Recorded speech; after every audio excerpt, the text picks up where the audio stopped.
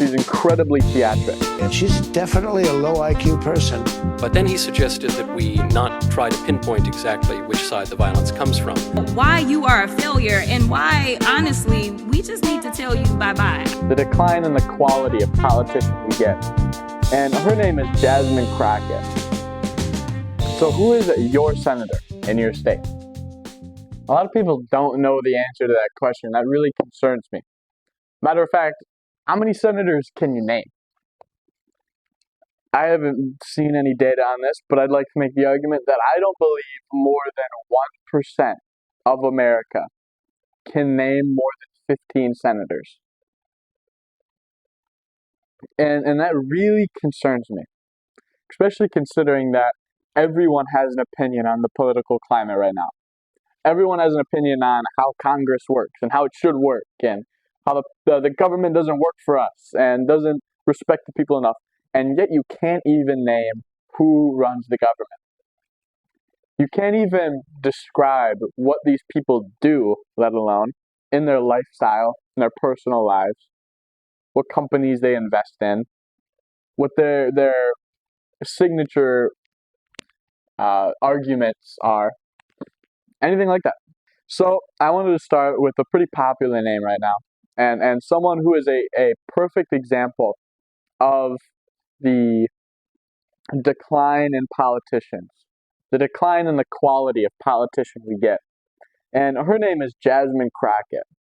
And I feel like the Crocket kind of sums up what kind of person she is. So Jasmine Crocket right now is running for Senate in Texas, and it's not looking good for her. But whether or not she wins, I don't really intend to look at right now. It's more of I want to explain what kind of person she is, so then I can belittle everyone who voted for her. Because you don't just walk in and become a representative. You have to be voted in. So I have a video that I want to watch, and it's between Jasmine Crocket and FBI Director Kash Patel. There's at a hearing about just the FBI in general and what it should be doing, and senators talk. This is just an opportunity for senators and representatives and the FBI director to publicly have a meeting. So I'll let it play out. I'll stop it. We'll talk about it. There has been so much today, and I truly don't know where to start. So I'm just going to make sure that we start off with a few facts.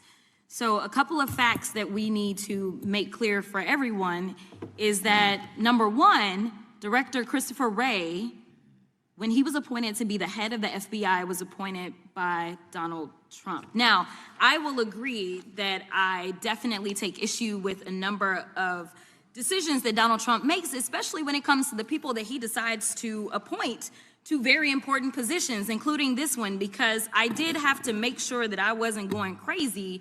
But when I say that you are the least qualified FBI director in the history of the FBI, that is real, because you are the only one that never even served with the FBI prior to joining, yet we are supposed to believe that That's you are false. the greatest thing since sliced bread. I didn't ask you a question.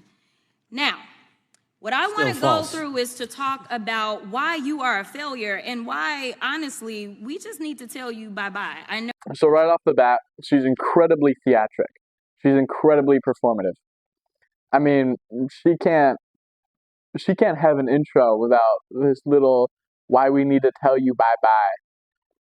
With this obviously fake claim that he's never worked with the FBI before.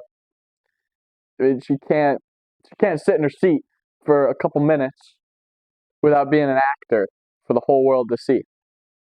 You see, I feel like Jasmine Crocket would have been a great, Black Panther rather than a senator. I feel like she would have been great in Black Panther 6.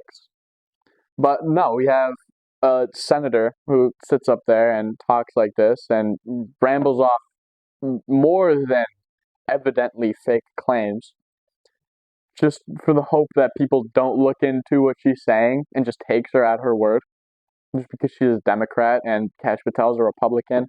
She's just hoping that a Democrat will hear another Democrat belittle Kash Patel, be like, oh yeah, she's probably right, because all Republicans are bad. But with that being said, Let's keep it moving. Know that you got a little upset and you put on your show for your boss because it seems like you're trying to save your job when it came to talking to Senator Booker yesterday. But let's go through some of your failures. So before you were even confirmed, and I think one of my colleague from Georgia, pointed out that you were already targeting career officials so that you could direct illegal firings. Mind you, these cases that you were so upset about, which are the ones tied to Trump, the cases came through his handpicked FBI director. And frankly, when people sit around and say things like, oh, you know, we're happy because now we feel safe, I don't know who feels safe in this country except for the white supremacists, because I specifically as a black woman definitely don't feel safe. So she kind of admits that she doesn't have the demeanor of a normal senator, that she doesn't have the characteristics that a typical politician makes up. And I feel like it shows how retarded she is. Because the standard for political demeanor isn't just something that people come up with and you should just change. It's something that in America has been built for the past 250 years. How a proper gentleman or gentlewoman should hold the office, and how a proper individual should represent their district. See, Jasmine Crocket, she doesn't look that far into the past. Even with those enormous glasses that she wears, she can't seem to see that far into the past. It's more of a, I need to dehumanize the Senate Republic, and I need to completely dismantle the normality of politicians in America. I need to revamp how a politician should act in America. And it's this modern Democrat ego that fuels this. This modern Democrat should change how society functions for their benefit without looking at why it is the way it is, without looking at the systems in place that built it the way it did. She says stuff like, you wanted to fire people before you got picked. Well, that's what they do. Obviously, he wanted to fire people. I mean, like, he's replacing an absolute nincompoop, an absolute retard who held the office, the position of him before. So, of course, he's going to fire the people, or expect or prepare to fire those people. I mean, he knew he was going to get the job, so he's going to prepare for having the job. He's going to show the FBI what they need to expect. I think it's a horrible argument, especially with one of your opening arguments. Another crazy argument she likes to perpetuate is the white supremacist argument. If you ask Jasmine Crocket or you ask Google, it'll say that the white supremacy is the biggest problem in America. And while Google can be convincing, I have a whole rant at the end of this for that. For some reason, she feels like if she says that I specifically as a black woman don't feel safe, if Jasmine Crocket doesn't feel safe, then that's her evidence for her ridiculous claim that she doesn't feel safe, that black people can't feel safe in America from white supremacy. It's like, oh yeah, a senator of Texas who wears these giant glasses and perpetuates that white supremacy is the biggest problem in America. I don't feel safe in America. It's like, yeah, you're talking ridiculous sentiments. Of course you don't feel safe. It's not a black on white issue. It's just you're an idiot and you're somehow representing your district in Texas. I don't know. She's not the brightest pea in the pod, but keep it going. And frankly, my colleagues have been real nice to you today, and I applaud them, but I don't have the same demeanor because I know that multiple colleagues on this side of the aisle have faced death threats. In fact, somebody tried to kill one of my colleagues, and frankly, I don't know if this FBI or under your leadership, if those people would have been caught. I don't have any confidence in you. So yeah, then she lists some articles that she read off of tube.com, and she makes this ridiculous claim that Democrats receive death threats. And I call it ridiculous because it's ridiculous that she's right about something. She actually got this right. Yeah, Democrats do receive death threats. And when you're Jasmine Crocket and you can't see outside of the box, you would notice that all of these Democratic colleagues are getting these death threats. So that means that Democrats always get death threats, and they're the only ones who get death threats. Well, turns out that Republicans also get death threats. You see, this would have been a way more encapsulating sentence if instead of a lot of Democrat senators have received death threats, it was just a lot of senators have received death threats, because that's a way more accurate statement. I mean, you don't get death threats because you're a Democrat senator. You get death threats when you're a senator. All senators get death threats. I mean, you're an and she says she doesn't have confidence that they're going to get caught, and she hasn't explained why she doesn't have that confidence in Kash Patel. It's one of those just talking points where old Grandma Demi is going to rattle off what Jasmine Crockett had to say with no evidence or no looking into it. It's just because another Democrat was belittling a Republican, so you take that Democrat at their word, because no Republican can be right. It's so unfortunate to see that this is an elected official, and this is how she demeans herself in law, in a hearing. It's absolutely ridiculous, but I'll keep it going. And if we start talking about the reasons that I lack confidence, we could start with you not just wanting to acknowledge some simple facts. Simple facts like the vast majority of the threats are coming from right-wing extremism. And I know my colleagues have tried to stress this, but I decided that I would maybe do it in a different way. So, yeah, Democrat senators are getting death threats from right-wing extremists, just like right-wing senators are getting death threats from left-wing extremists. She doesn't encapsulate the whole problem. She just looks at the problem that she sees. It's like if a man in a city went to the police department and said, these riots burned down my house. And then the police officer looks at the woman and goes, well, yeah, they burned down your whole neighborhood, actually. And then the citizen goes, well, when are you rebuilding my house? You see, it's such a big issue that you can't just focus on yourself and what you're doing. You see, you got to rebuild the whole neighborhood, right? You can't just focus on your house because it's your house. You can't just focus on your party's death threats when everyone's getting death threats. Pretty equally, too. Or not equally, actually, as we can see in modern politics. Left-wing transgender extremists shoot Republicans way more often than any Republican shoots anyone. But she goes on and she says that it's going to take him 14 years to get the FBI fully staffed. Without objection. Okay, so here's the deal. How are we supposed to have confidence when you're sitting up here telling the Senate yesterday that it will take you 14 years before you can get the FBI fully staffed to do their job? I don't know where she got that. Maybe tube.com. I don't know where she got that, but I have not seen anything about that. I've looked into it. No one has ever made that claim before. It's such a weird claim, too. Why would he not have the FBI fully staffed? I don't know. And then she makes another ridiculous claim that FBI agents go and help ICE. You're also now redirecting resources so that they can go and play ICE agents on the streets, which somehow makes the FBI less credible.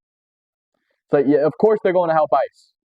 If they didn't go and help ICE, then you would say that ICE is less credible. And when FBI goes and helps ICE, you say that FBI is less credible. So it's a double street. It's a two-way street.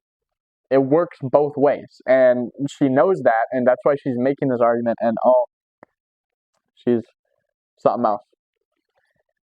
But she does make a final point, and I actually do agree with her. It's like how she says that, how dare you take photos of your dinner when Charlie Kirk got shot.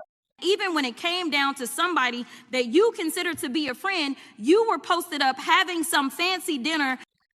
Now, I agree with her to an extent, because I don't agree that this is something you need to bring up at a Senate hearing. I don't think it's that big of a deal. He wasn't close with Charlie Kirk or anything, so maybe he didn't care. Okay, you know, it's it's bad. Yeah, it's not cool. I don't support him for that, but it's not something that is this big of a deal. They need to bring up, and considering that that's your only viable point so far, you're walking on real thin ground, Jasmine. It's not looking good. But we're gonna finish the video off now. And say, let me take a victory lap, because honestly, if it wasn't for parents deciding that they were going to turn in their child, it seems like y'all wouldn't have got there. Even though he literally confessed online. So I'm confused about what it is that the FBI is doing, except for trying to put on a show for the apprentice, or whatever you want to call him. The day after all of this took place, there was domestic terrorism that was taking place at HBCUs. They were targeted. Yet I didn't hear anything from the FBI about what was going on. And again, black people kept saying, how did we end up in this? Because the numbers are so very clear that white supremacy is a problem. And honestly, I've not heard anything out of you today that makes me believe that you're going to do anything about the white supremacy problem. The one that is leading to children being killed, children being shot, as well as members of their community as they're worshiping in their churches. The time of the gentlelady has expired. If the gentleman would like to respond to any of that. So as you can see, the chairman kind of is observing this Jasmine Crocket anti-Senate demeanor, and he is completely fed up. Later in the video, he goes and he like completely gives a speech defending Kash Patel from Jasmine Crocket, but you can see that people are just fed up with her attitude, with her shit, and it doesn't seem to catch that drift. You know what I mean? She just kind of accepts it, I guess. She goes on and she finishes off by saying that white supremacy is the problem and that Kash Patel isn't going to solve it for whatever reason, which she had nothing to base that off of. But I want to play this Michael Knowles clip, and it completely explains why you can go and Google that white supremacy is the problem when it definitely isn't. So I'm going to let that play off. Chairman Schmidt, Ranking Member Welch, and all the members of this committee. The ranking member suggested that we condemn political violence, which surely we must all do. But then he suggested that we not try to pinpoint exactly which side the violence comes from.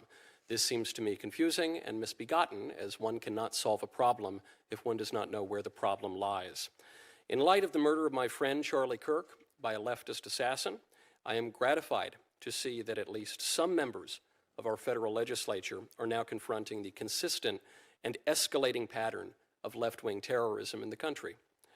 Lest I be accused of partisan invective, on September 23rd, no less an emblem of American liberalism than The Atlantic magazine published an article citing a recent study from the Center for Strategic and International Studies, admitting that the left is more violent today than the right. Less honest liberals, including members of Congress, continue to deny this fact. Democrat Congressman Seth Moulton, for example, reacted to Charlie's assassination by blaming the right. Congressman Moulton claimed that 3/4 of political violence in the United States comes from the right, while only 4% comes from the left. That claim struck me, as it probably does many of you, as suspect. So I looked into just a few recent examples that came to mind of prominent left-on-right violence. the Covenant School Massacre in Nashville, in which a trans-identifying shooter murdered Christian school children after outlining her ideological motivations. According to authorities, there was no ideological motive there. Go figure. The Black Lives Matter riots, overtly leftist demonstrations that left dozens of people dead and over $1 billion worth of property damage. Likewise, those fail to show up on registers of left-wing political violence. Even an attack by Antifa that targeted me personally, as well as conservative college students for our political views, appeared in official records and data sets as nothing more than obstructing law enforcement. It turns out the left commits relatively little political violence when you don't count the political violence that the left commits. I am here today to speak about that single illustrative incident. On April 18, 2023, I was invited to participate in a debate at the University of Pittsburgh on the topic of transgenderism.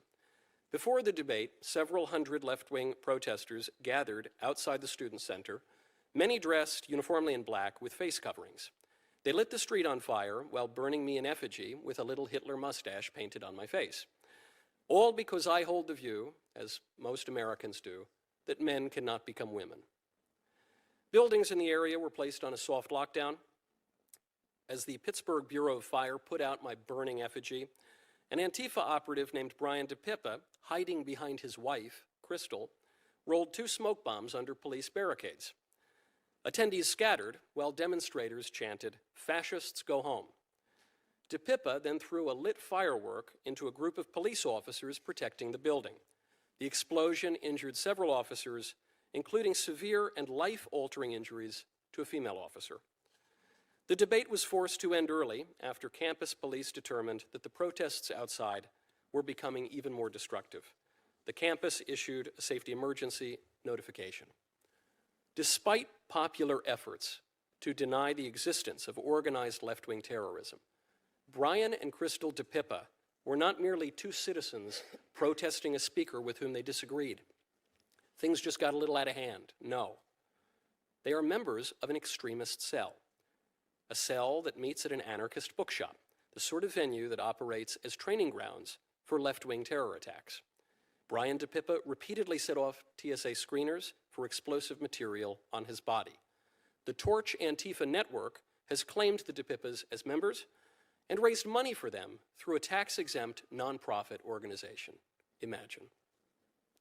Thanks to a courageous FBI agent who happened to be on the scene, the Department of Justice was impelled to bring charges.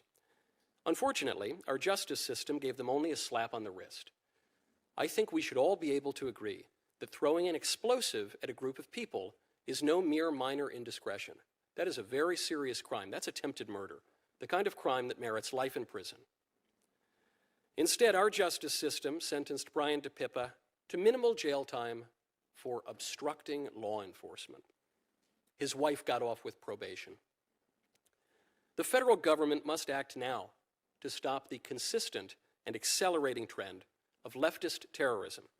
For a legislator to deny the threat and neglect the remedy might once have been chalked up to ignorance. Today, it is nothing less than complicity. Thank you.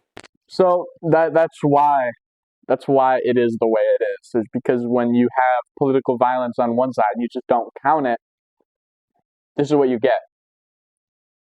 You get white supremacy is the problem, and we need to crown all black people. We need to give them a red carpet to walk on and a private jet. It's ridiculous too because Jasmine knows the numbers, and I don't mean to be racist, but I'm just going to point out these numbers. Black people commit more abortions, they commit more murders, thievery, crimes, all of that. Black people commit more of. So to consider that white supremacy is the biggest problem in America is ridiculous, especially coming from a lady who considers Jay Jones to be a good guy. If you don't know, Jay Jones is the Attorney General in Virginia, and he ran on a campaign saying that he wanted to kill the children of Republicans and that more cops needed to die in order to feel what it's like to be an oppressed people. Jasmine Crocket said that whole that was the distraction. to keep him from getting elected. Because Jasmine Crocket knows what the people want, and they want Jay Jones to go and kill Republican children. She's beyond reasonable. She's beyond talking to. She's also part of this, like, Trump is a Hitler and Republicans are Nazis kind of propaganda, which just incites more violence, as we see with the Charlie Kirk assassination, where the bullet that shot him read, "Hey, catch fascists." We know that this kind of rhetoric is what leads people to kill Republicans, is calling them Nazis, Hitlers, fascists, because it's the classic example of, if you could go back in time and kill baby Hitler, would you? It's like most people, especially men, almost always say yeah, they would. And when you have that kind of rhetoric going out, that permission structure, as someone like Ben Shapiro would call it, you get people who want to go and kill Hitler. They want to dismantle the Nazi party, so they kill people like Charlie Kirk to do it. So Jasmine Crocket, obviously worried to death about Texans and needs them to prosper. She's running for Senate, and she has a beautiful campaign video, and I want to just let it play out fully, because I feel like it explains Jasmine Crocket and her campaign perfectly. And you don't need, if you're just listening to this, it's like a podcast, you don't need to watch it, because no visuals really go on. I'll explain it after. How about this new one they have? Their new star, Crocket. How about her? She's the new star of the Democrat Party, Jasmine Crocket. They're in big trouble. But you have this woman, Crocket. She's a very low IQ person. I watched her speak the other day. She's definitely a low IQ person. Crocket. Oh, man. Oh, man. She's a very low IQ person. Somebody said the other day she's one of the leaders of the party. I said, you got to be kidding. Now they're going to rely on Crocket. Crocket's going to bring them back. So yeah, that's pretty much all you need to know about the Jasmine Crocket campaign. The video that she made, it's just her like a Marvel superhero, like looking off into the distance and then slowly panning to the camera, as if she's some like legend, as if she's some like coming out of the shadows to go and fight the Nazis. It perfectly encapsulates her campaign, and it's beautiful, and I love it. And yeah, good luck, Texas, for that campaign, I guess. With that, have a good day. God bless.